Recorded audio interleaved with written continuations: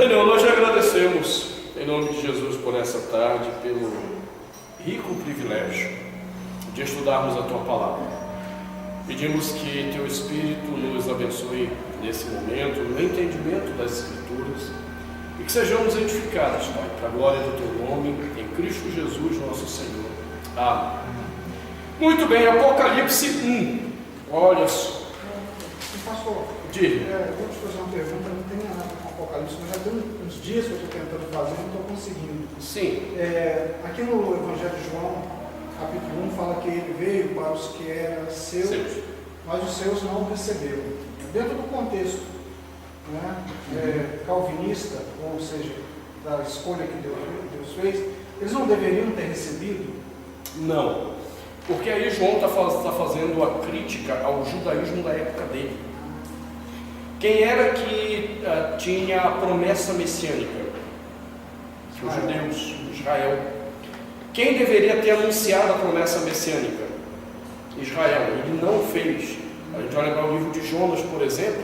Jonas é a personificação do Estado de Israel naquele momento, em que Israel não queria que os outros se convertessem e soubessem da verdade.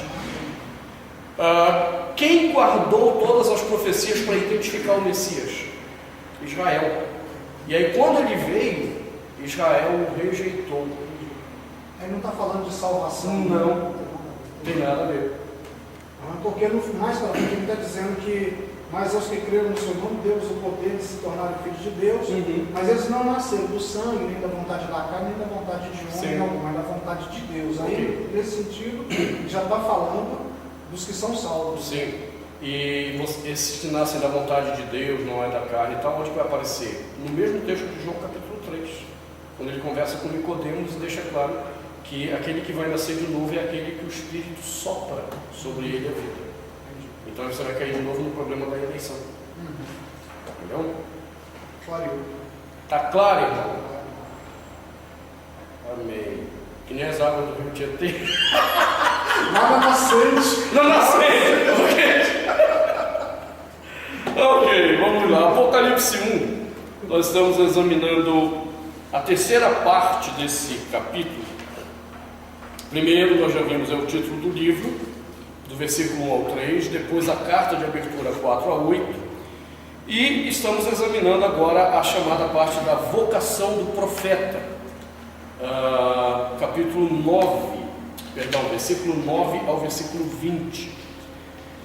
Essa vocação do profeta, nós vimos, ela tem três partes, na verdade 4 partes, perdão. A primeira é o contexto de João, onde ele se apresenta na perseguição. O segundo é a audição que ele tem da grande voz, onde Deus fala com ele a respeito do que era para escrever. E então agora, a partir do versículo 12 a 16, a visão que Deus deu a ele e que será todo o eixo do texto do Apocalipse. Então vamos dar uma olhada nessa terceira parte da vocação dele, a partir do versículo 12.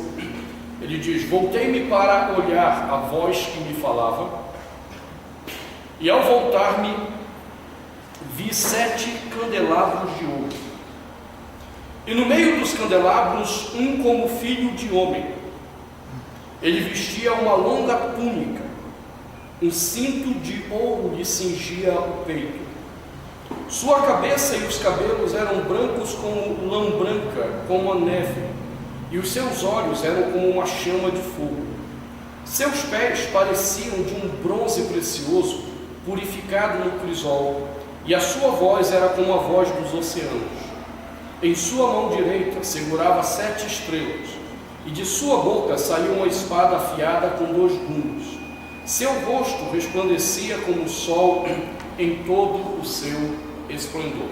Essa é a visão inicial que ele tem para aquilo que será o eixo do Apocalipse. Então vamos começar a examinar ponto a ponto essa visão dele. Ele diz: voltei-me para olhar a voz que me falava, e ao voltar-me vi 7 candelabros de ouro. Os candelabros já são interpretados pelo próprio Apocalipse, a gente nem precisa perder tempo. Versículo 20, observe que ele diz: quanto ao mistério das 7 estrelas que viste em minha mão direita e os 7 candelabros de ouro, eis. As 7 estrelas são os anjos das 7 igrejas. Nós vamos examinar isso mais na frente. E os 7 candelabros são as 7 igrejas. Então aqui já está interpretado esse simbolismo. Agora, o que a gente tem que lembrar novamente sobre essa questão? Esse número 7 não é para ser interpretado na literatura apocalíptica literalmente. Deus não tem um problema apenas com 5 igrejas, e Deus não tem como virtuosa apenas 2 igrejas, que é essa divisão. Assim que nós terminarmos essa introdução, nós vamos entrar nas cartas. Sabe Deus se no domingo, que eu acho que domingo que vem não devo estar aqui, mas no outro domingo, daqui 15 dias, a gente vai entrar, deve estar terminando essa parte. Quando a gente for entrar nas igrejas, a gente vai ver que Deus tem em 5 igrejas 5 acusações, e em 2 igrejas 2 virtudes. Então esse número 7, ele representa a totalidade, na verdade, da igreja de Deus, o que nós já mencionamos aqui. Se você pegar o mapa da Ásia Menor, você vai ver que a igreja cristã na Ásia Menor tinha muito mais do que 7 igrejas. A igreja tinha se multiplicado rapidamente na Ásia Menor. Agora, as 5 acusações do Senhor no Apocalipse representavam exatamente os 5 pecados que a gente encontra na igreja na Ásia Menor. Então era um todo, era um número simbólico do todo. Então, em 7 igrejas, 7 candelabros, nós estamos falando na totalidade da igreja de Jesus Cristo, e não somente de 7 igrejas. Ok? Aí ele diz: e no meio do candelabro, como filho de homem. Essa expressão filho de homem está lá em Daniel 7,13. Dê uma olhadinha lá. Daniel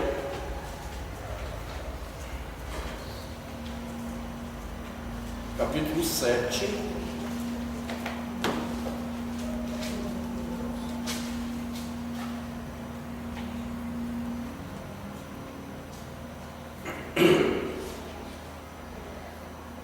Na tradução ecumênica eu fico meio perdido ainda com essa distribuição deles, porque eles seguem a Bíblia hebraica aqui e os 7 livros a mais. Aí eles misturaram e eu fico perdido aqui na.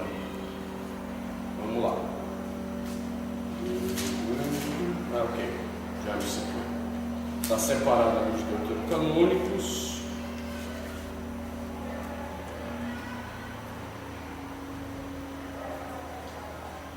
Quem achou Daniel 7,13? Pode ler para mim. Eu estava olhando nas minhas visões da noite, e eis que vinha com as nuvens do céu como filho do homem, e dirigiu-se ao ancião de dias, e o fizeram a chegar até ele. Ok, essa expressão filho do homem, já em Daniel, era uma figura messiânica.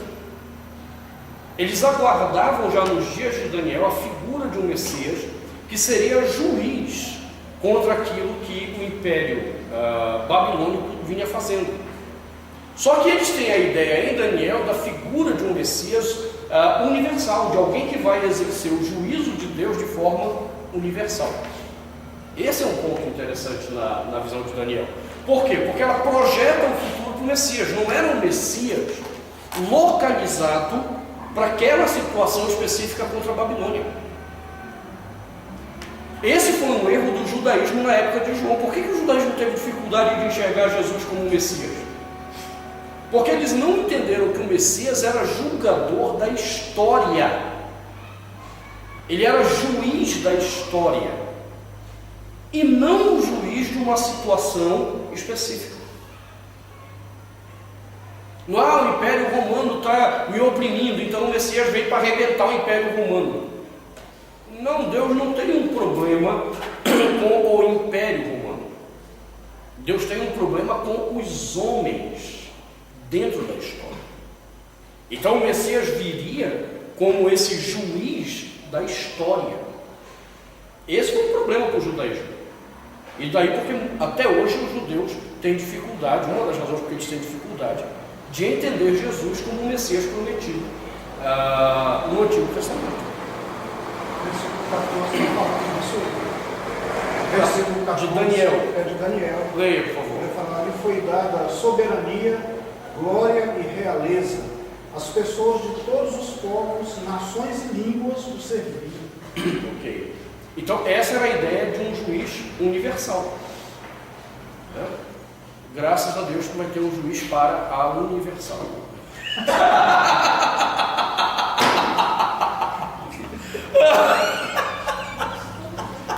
Ai, ai, ai. Outro dia, conversando com um judeu, e a cabeça deles funciona nesse sentido, né? Eles vão ser julgados, vai ter um juízo diferente para eles, e eles falam até assim, debochando, não, o seu juiz é um, o nosso é outro, é como se o deles fosse algo, uma sala VIP do juízo. Então, toda a linha de pensamento dos caras é nesse sentido, né? Do judeu, que é aquele povo separado. Então, toda a teologia deles são formadas nesse sentido, né? Que eles são tudo, deles são diferentes. Com certeza. Porque eles pensam territorialmente e temporalmente. A cabeça judaica, ela é assim. Né? E agora João resgata essa ideia, porque o que ele vai mostrar no Apocalipse é que Jesus não é apenas o juiz desse império que persegue a igreja. É isso que João quer que a igreja entenda. Ele é o juiz da história toda a história vai ser executada por ele. E por que João está batendo nessa tecla? Porque provavelmente, agora a gente sabe que eles não podiam esperar mesmo, mas naquele contexto, provavelmente, Deus não daria vitória para eles, no sentido de se verem livres da perseguição. Esse é um ponto que para a igreja evangélica moderna é um negócio meio doido, né? Você achar que Deus não vai te dar a vitória. A gente vai para o culto para o povo declarar a vitória. O Senhor vai te dar a vitória, irmão. Você vai ser vitorioso, irmão. Não. João mostra essa perspectiva do Cristo universal, Senhor da história, para dizer o seguinte: vai haver um juízo, mas isso não quer dizer que vai te honrar. Vai honrar Ele. A tua vida, a tua perseguição, a tua dor vai honrar a Ele. Porque você, por amor a Ele, aceitou todas as coisas. Então eu não posso prometer vitória para as pessoas. Eu não sei. Às vezes Deus vai dar vitória, para que Ele seja exaltado na vitória. E às vezes Ele vai olhar para você e vai dizer: morra.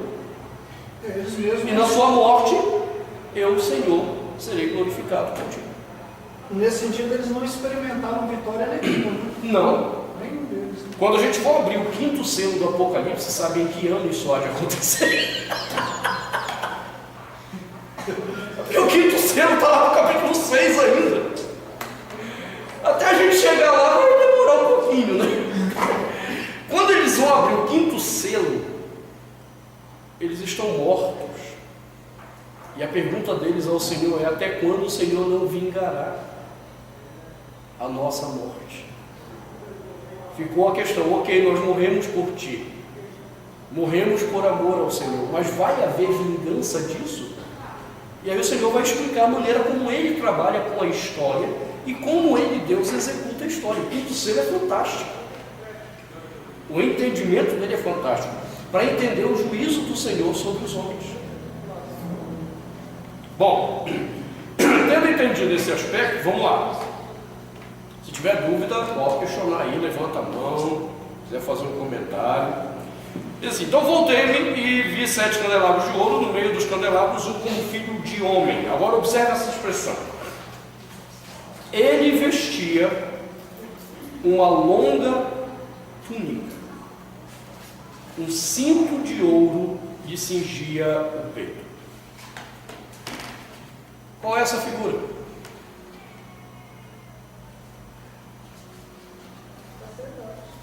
Perfeito. Por que o pessoal tem dificuldade quando a gente põe veste litúrgica para o culto?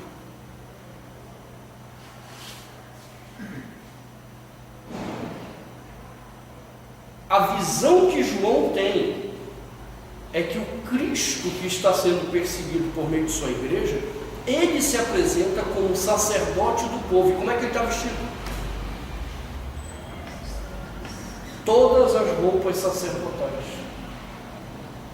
peregrino, túnica talar. Túnica talar, por quê? Eram as roupas sacerdotais. Ele já tinha morrido, filho, já tinha ressuscitado. O pessoal diz, isso aqui era da velha aliança. O Senhor já tinha morrido, o Senhor já tinha ressuscitado. Nós estamos falando de um Apocalipse escrito por volta do ano 95 depois de Jesus.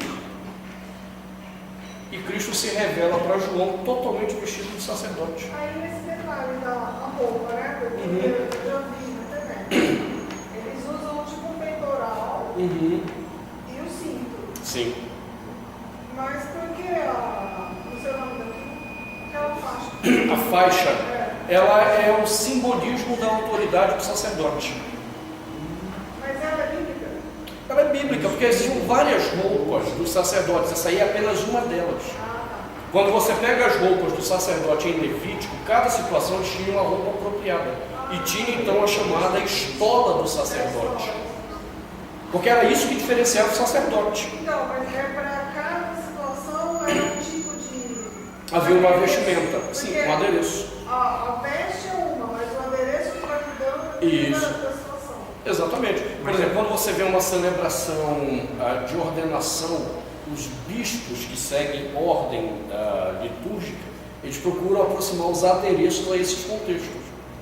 Já o nosso bispo não é muito ligado, né? Então Paulo ele é meio relaxadão com isso. Mas a ordem litúrgica de ordenação, por exemplo, exige que ele use o cajado e a mitra, que são símbolos da autoridade do bispo, que é a ideia do sacerdote também em determinadas cerimônias.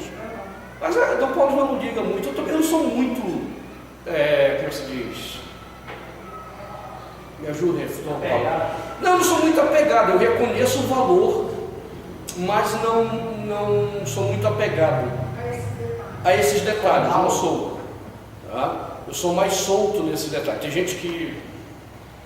Tem um bispo da nossa igreja. Só Jesus, ele tem que se converter. Ele não é crente, não. Eu sei que está na internet, pode mandar para ele. Ele não é crente. Ele é... Exatamente, o coração vazio sem Cristo tem que se apegar a simbolismo para ver se salva alguma coisa. Né? Eu não sei de quem o senhor está falando, mas eu já vi um na internet, parece um boneco de cera. Parece um bonecão assim. Não sei se é o mesmo. De todo o nosso corpo de bispo, só tem um que não é crente. Todos os outros são homens de Deus, sérios. Mas esse aí... A escola, em algum momento, ela define o grau de autoridade da pessoa? Não, Ou a escola... Só os adereços a mais que são acrescentados. Os adereços estabelecem isso. A escola ela reconhece a autoridade sacerdotal do ministro. Só isso.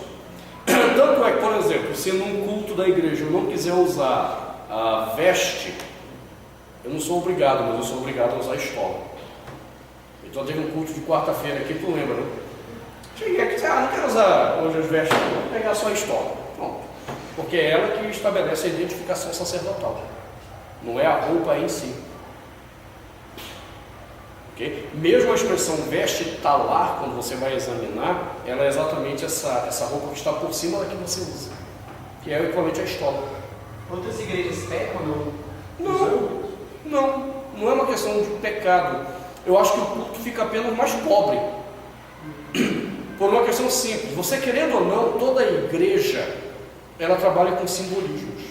Ela cria simbolismos. No pano que ela põe em cima do púlpito, na florzinha que ela põe naquele jarro de flor, e outras coisas. A igreja vai criando símbolos. As cadeiras lá atrás. As cadeiras lá atrás são simbólicas também. Então a pergunta é, esses símbolos eles realmente nos fazem lembrar de questões bíblicas? Ou eles nos lembram de outras coisas? Então quando a igreja tira tudo,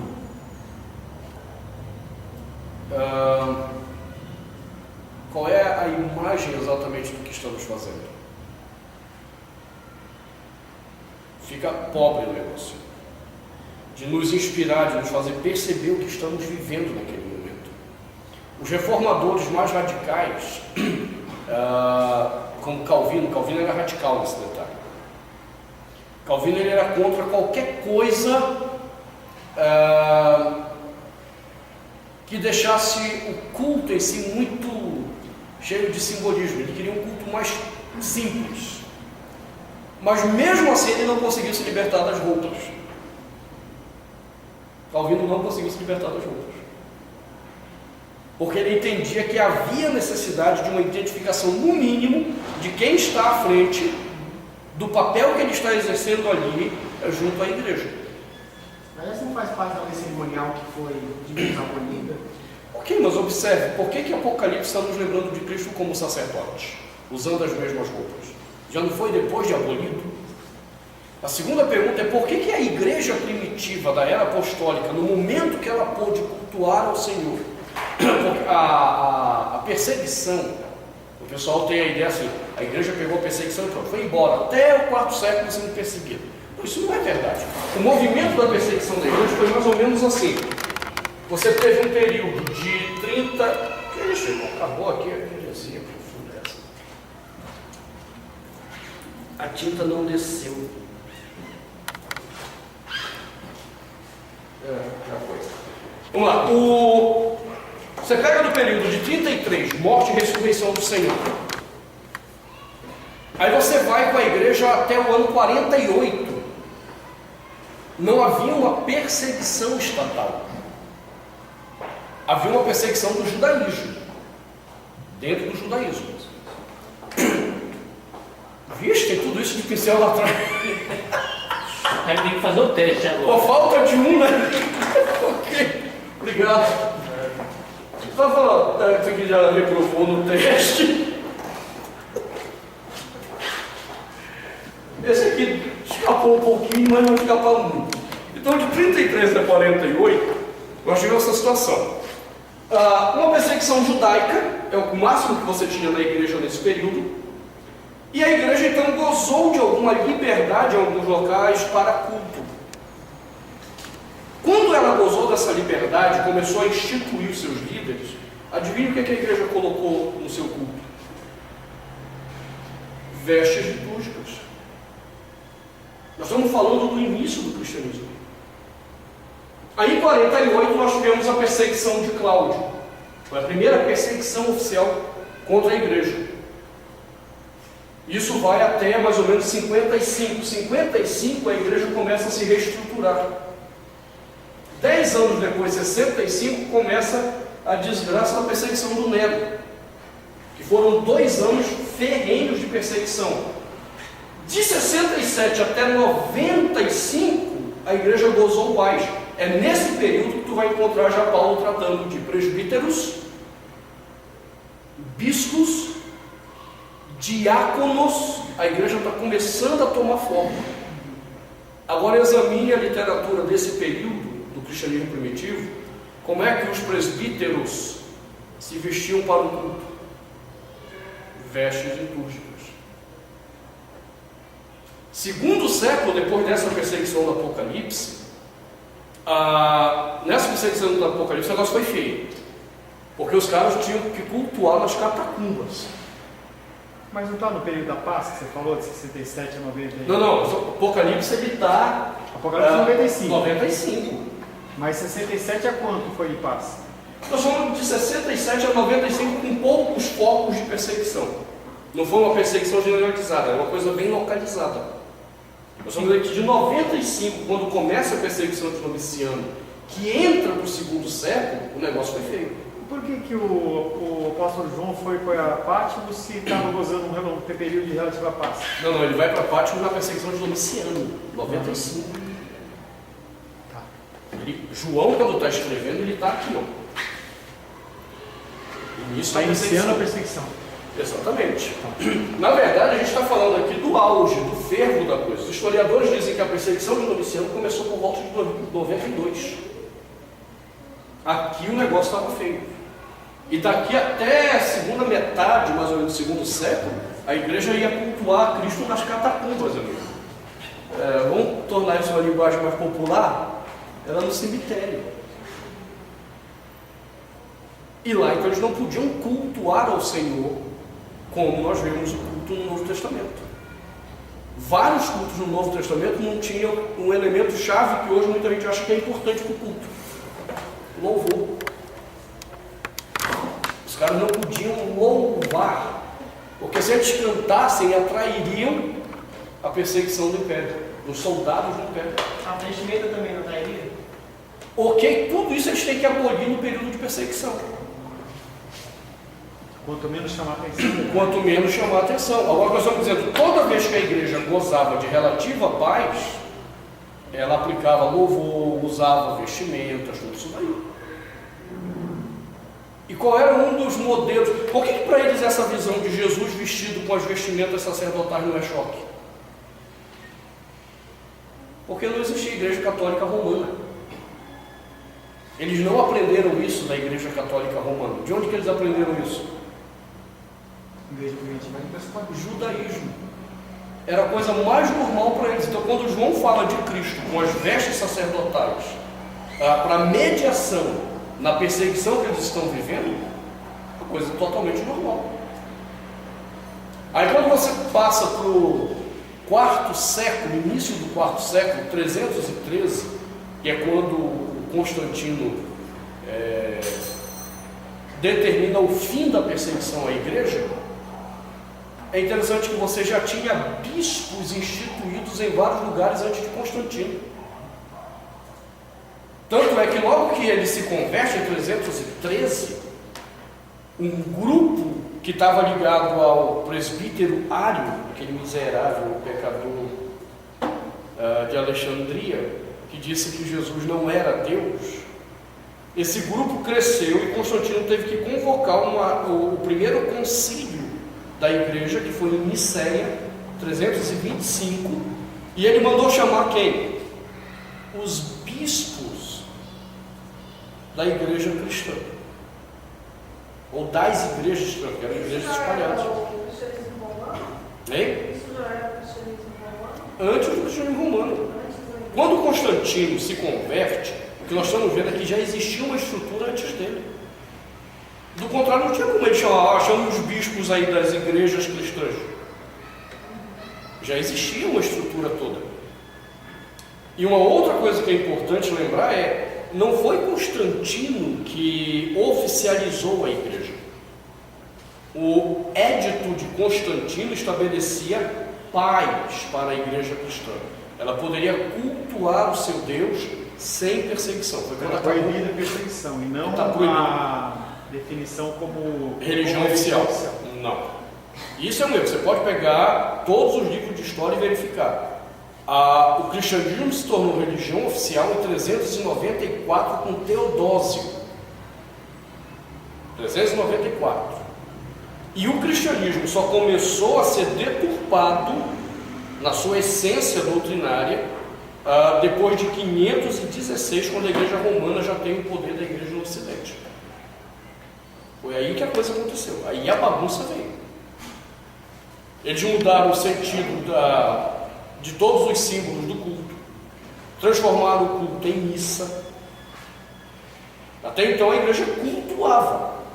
A igreja romana estabeleceu a teologia da missa. O que é a teologia da missa? Cristo tem que morrer todo dia, por isso que a igreja católica faz missa todo dia. Se o padre estiver lá onde o Judas perdeu a bota e não tiver católico lá, o padre tem que celebrar a missa todo dia, sozinho, porque ele tem que refazer a morte do Senhor, para que na Eucaristia ele ressuscite, trazendo perdão sobre a face da terra. Então a igreja romana, a partir de 516, foi bagunçando várias coisas. Mas observe, o conceito de veste talar está onde? No Apocalipse. Quem está usando as vestes sacerdotais? Jesus. Por que a gente tem dificuldade com isso? A igreja evangélica tem. Porque ela associa com o quê? E não com o cristianismo primitivo.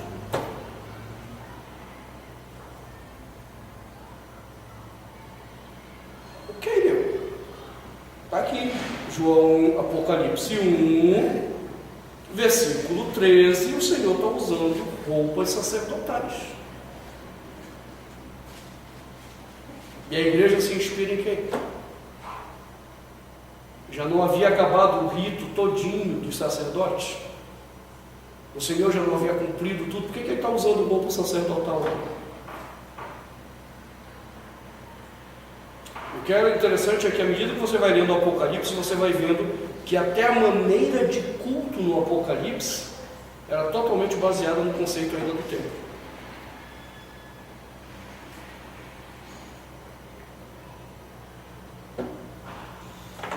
Ok? Tranquilo? Vamos lá. 1:13. E no meio dos candelabros, um como filho do homem, ele vestia uma longa túnica e um cinto de ouro lhe cingia o peito. Sua cabeça e os cabelos eram brancos como lã branca, como a neve, e os seus olhos eram como uma chama de fogo. A partir daqui ele começa a apresentar agora algumas características ligadas diretamente a Jesus.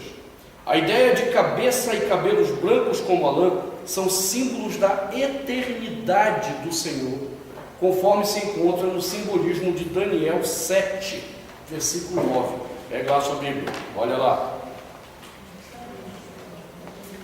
Apocalipse, Daniel 7. Esse é um simbolismo que o Apocalipse foi buscar lá no livro de Daniel. Daniel 7, versículo 9. Quem achou pode ler para mim, por favor. Continuei olhando até que foram postos uns tronos, e o ancião de dias se assentou, sua veste era branca como a neve, e os cabelos da cabeça como a pura lã. O seu trono eram chamas de fogo, e suas rodas eram fogo ardente. Ok. De quem que ele está falando nesse texto em Daniel? Por incrível que pareça, não.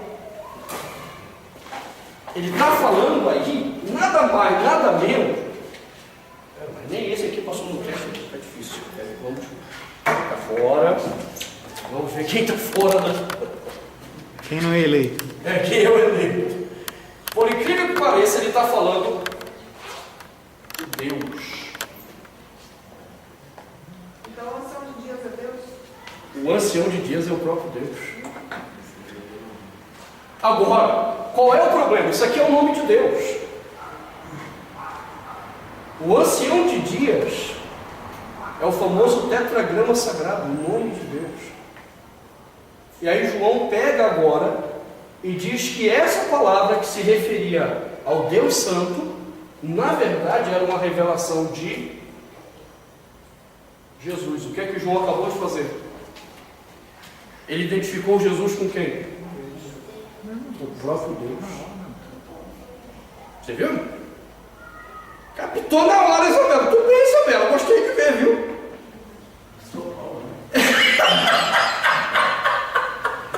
Ai, Isabela. Ele acabou de associar a figura de Deus que está em Daniel com o próprio Cristo. E João vai fazer isso várias vezes no Apocalipse, identificando que o Deus que cultuamos é o mesmo Deus que está em Jesus. Capítulo 4 e 5 é fantástica a estrutura desses dois capítulos, porque ele vai fazer toda uma celebração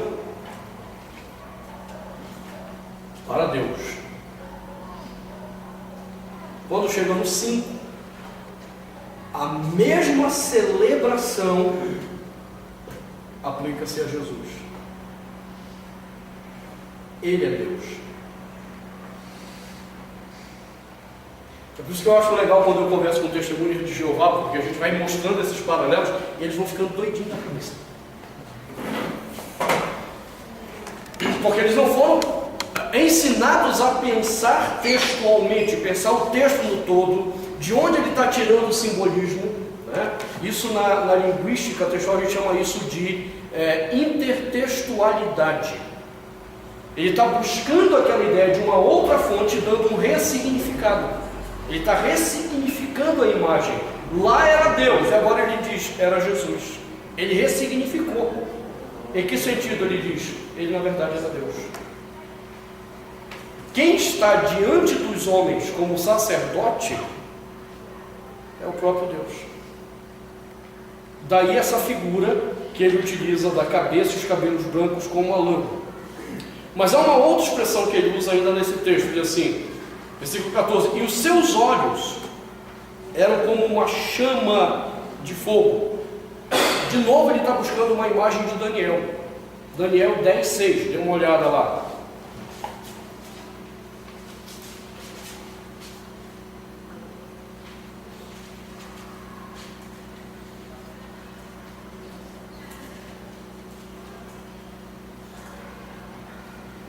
Daniel 10:6.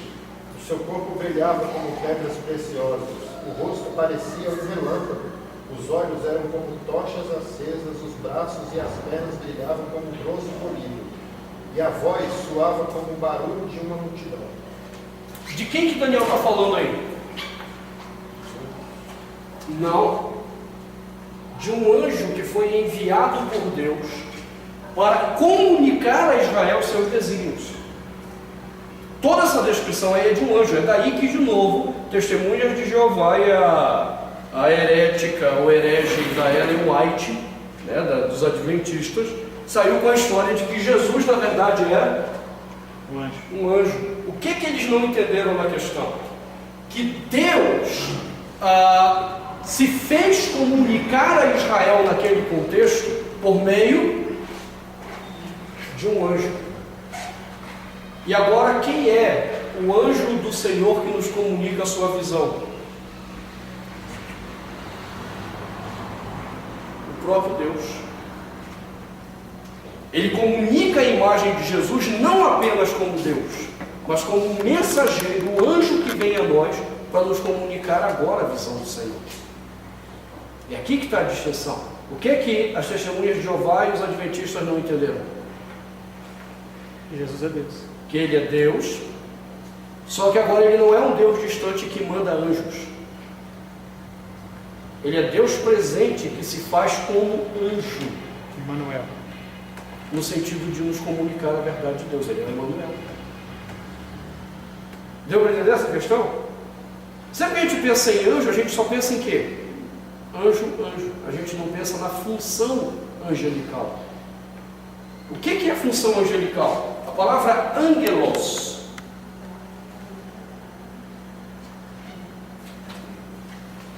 significa o quê? Além de anjo, mensageiro. Quando a gente for ver as 7 cartas, escreve ao anjo da igreja tal. Aí os malucos já pensam que tem um anjinho com asa em cada igreja. Não, a ideia ali é ao mensageiro daquela igreja. Então a carta é dirigida ao líder espiritual da igreja para que ele comunique a verdade de Jesus àquela igreja. Agora, João está aplicando a mesma ideia a Jesus. Jesus é Deus e ele, Deus, é o próprio mensageiro da sua palavra a nós. Ele não mandou intermediário nesse caso. Ele se fez o porta-voz da sua mensagem. Mesmo caso lá com Sansão, não foi? Com os pais de Sansão? Me lembra a história, agora não que aí é levantada aquela oferta que eles queimam, e aí o pai de Sansão fala assim, que eles tinham visto o próprio Deus. Eu precisaria olhar de novo, não estou conseguindo lembrar aqui a história toda, mas me cobra essa história para eu olhar com calma, ok? Está dando para entender esse eixo do que João está falando? A visão que eu tenho do Apocalipse, que eu vou ensinar a vocês, que eu vou passar a vocês, é uma visão que o próprio Deus trouxe a mim, por meio dele mesmo, como mensageiro dessa mensagem. João está tentando mostrar o que com isso? Essa palavra que eu estou trazendo, ela é fiel. Diga. O senhor está falando aí, parece que ele constrói, né? Mas ele constrói ou ele tem uma visão? Ele tem uma visão, isso é fato. Agora, dentro dessa visão, ele está tentando construir uma imagem.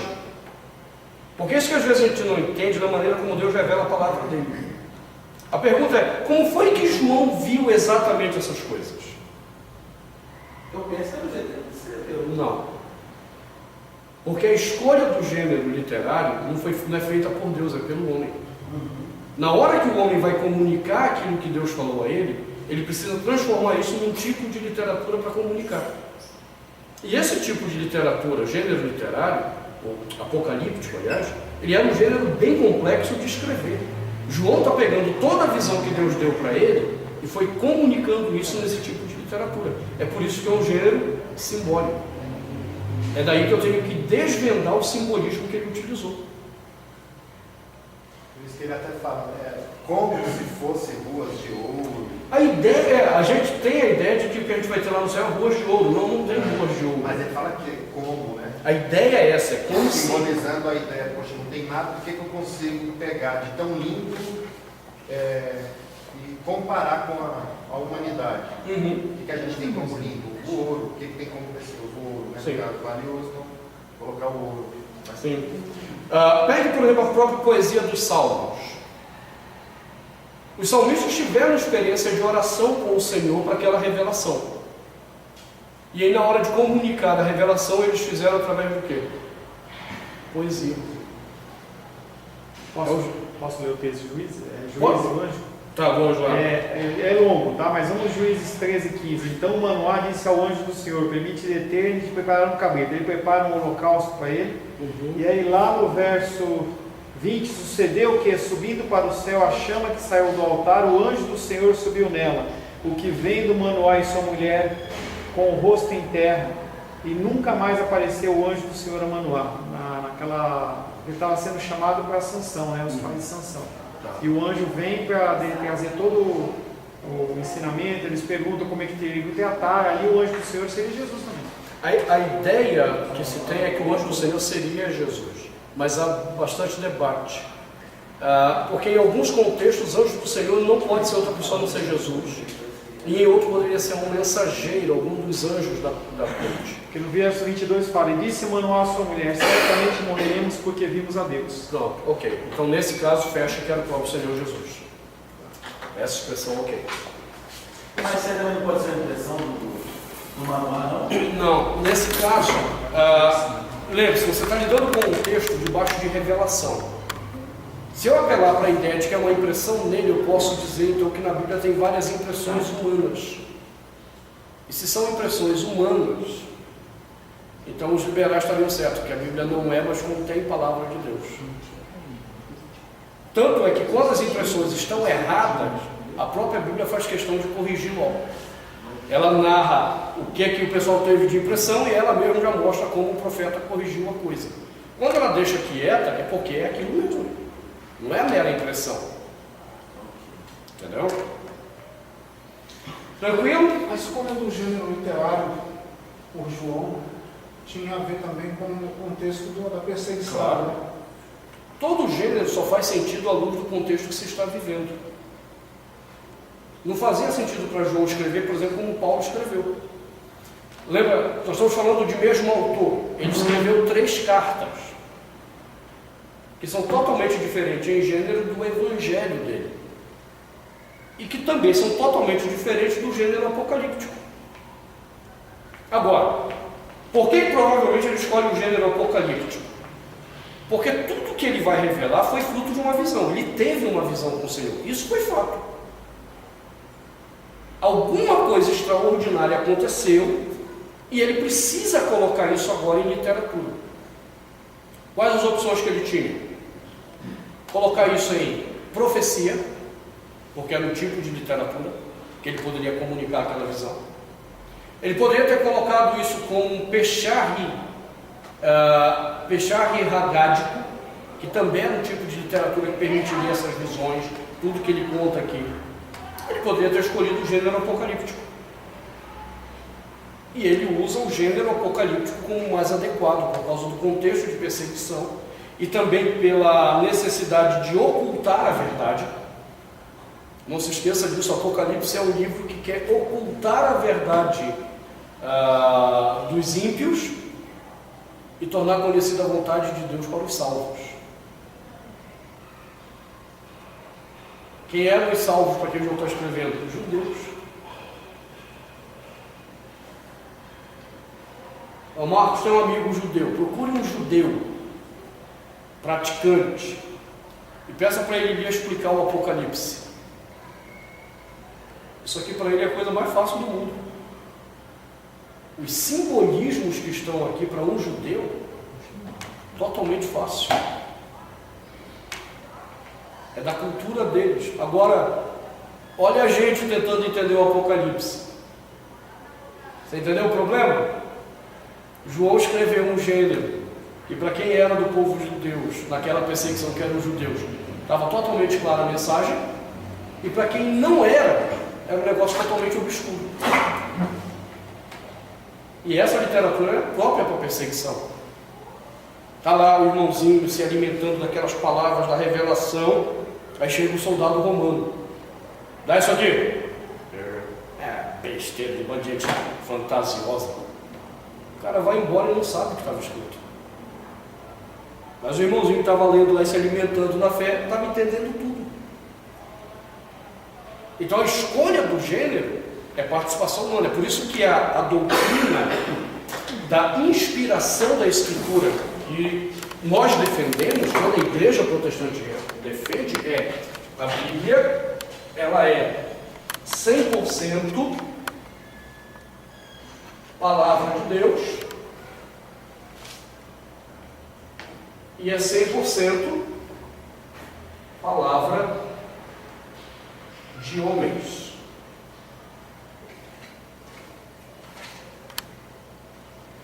Deus revelou tudo o que deveríamos saber através de homens que colocaram isso de forma acessível a nós. Em que se inspira isso aqui? Jesus Cristo. Quem é Jesus Cristo? 100% Deus, 100% Ele é 100% Deus e 100% homem. E é interessante que João então abre o Evangelho dizendo que ele é o Logos de Deus. O que é o Logos de Deus? Ele é a palavra de Deus. A força criadora. Ok. Então a palavra dele não pode ser diferente daquilo. Ela é 100% de Deus, porém totalmente 100% humana. No sentido de que homens participaram nesse processo. Eles não comunicaram nada, absolutamente nada que não fosse a vontade de Deus. Mas participaram do processo com as suas capacitações e limitações. Não esqueçamos do nosso irmão Pedro. Não Pedro Antônio. Segunda carta de Pedro. O grego dele é horrível. A gramática da segunda carta é péssima. Eu costumo explicar para a pessoa, você entender o nível da gramática da segunda carta é do tipo, nós vai, nós fumo e nós vortemos. É desse nível a segunda carta. Você percebe como o humano está no processo? Agora, a mensagem que Pedro escreve, 100% de Deus. O próprio texto do Apocalipse, ele é do mesmo nível da segunda carta de Pedro. O grego dele é ruim pra caramba. Daí porque muita gente acha que até nem foi João que escreveu, o apóstolo João. Acho que é outro João que está nessa história, porque quando você pega o Evangelho, você pega as cartas, a diferença gramatical é gritante. Se fosse o contrário do tipo, quando ele escreveu o Evangelho, uns 20 anos, 30 anos antes, ele era meio analfabeto do grego, tudo bem, né? Aí chega no Apocalipse, ele arrebenta, estudou o grego, está escrevendo bonitinho. Como esse cara 30 anos escreve antes um grego bonitinho, perfeito, chega 30 anos depois, está escrevendo com essa gramática horrorosa. Aí você tem que explicar, porque nós já explicamos logo no início do curso como é que nós entendemos isso. Era a prática apostólica, o uso de amanuenses.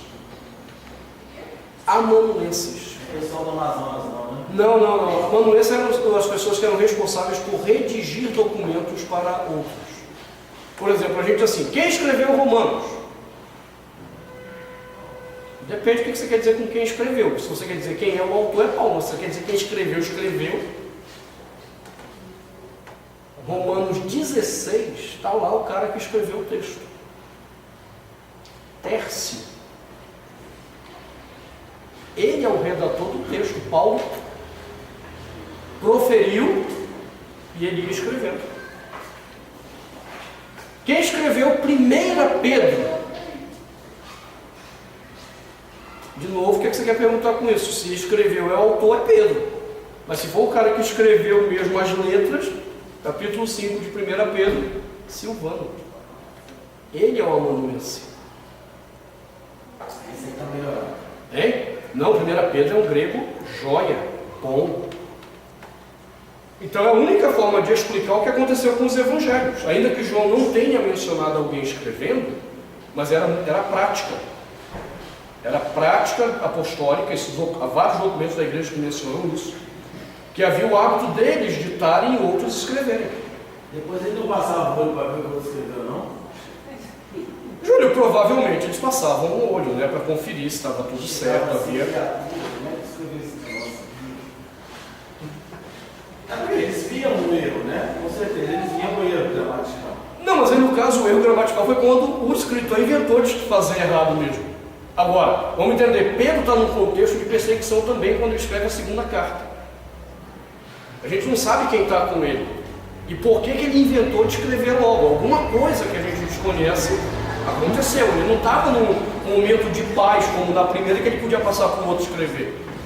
Ele teve que meter a mão. Paulo mesmo, acho que é em Gálatas, não lembro. Ele diz, irmãos, vejam com que letras grandes eu estou escrevendo.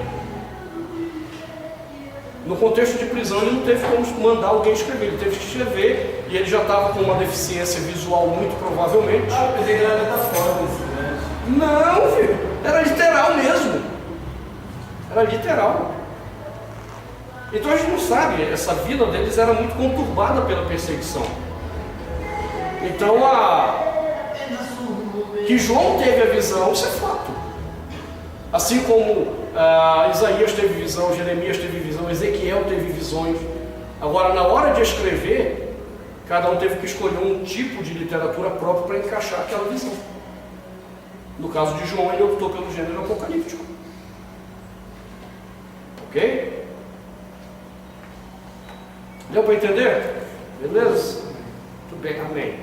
O pessoal está chegando já, eu prometi para encerrar às 18h30.